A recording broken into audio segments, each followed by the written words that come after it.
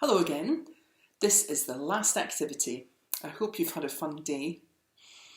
This activity is about sinking or floating, and in the story, the ugly duckling was on the pond, and so the duck can float. So I have a jug of water. You can use whatever you like. You can do this on the floor, you can do it outside, you can do it on your balcony, you can do it in the bath.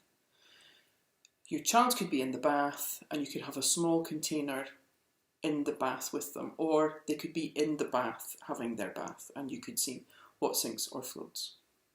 And then just get some objects that you don't mind getting wet. I've got a cork, I've got a little wooden animal, I've got a rubber, a pencil sharpener, a bulldog clip, you might have a paper clip, anything that's going to fit.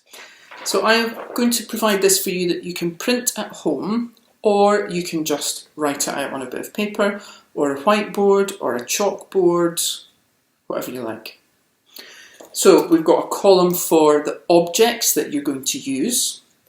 So you can either write the objects, the children can write the objects, you could draw the objects, you can draw a picture of a cork.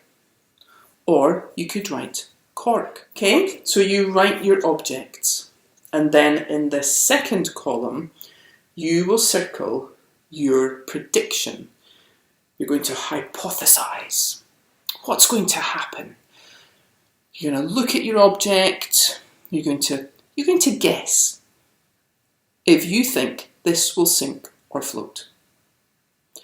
And then you circle. So if you think it will sink, you circle sink, or you colour sink. And you do that with all of your objects. And then you do the test. So let's use the cork. What do you think will happen to the cork? Will it sink? So sink means to go down to the bottom, to disappear under the water. Doesn't really disappear because you can see it. Or will it float, which means it will sit on top of the water. So what do you think will happen to this cork? Shall we see? Ready? Oh, you can see it, can't you? It's still at the top. It's on top of the water. So that means it's floating. Did you guess right? So then in the last column, you're going to put what actually happened. You're going to put your answer of the results. So you will say that it floated. And then you can compare if you were right or not. And if you didn't get it right, maybe you can discuss why you thought. So if you thought the cork would sink, what was it about the cork that made you think it would sink? And we have to remember that it's not about how heavy the object is. And it's not about the size of the object.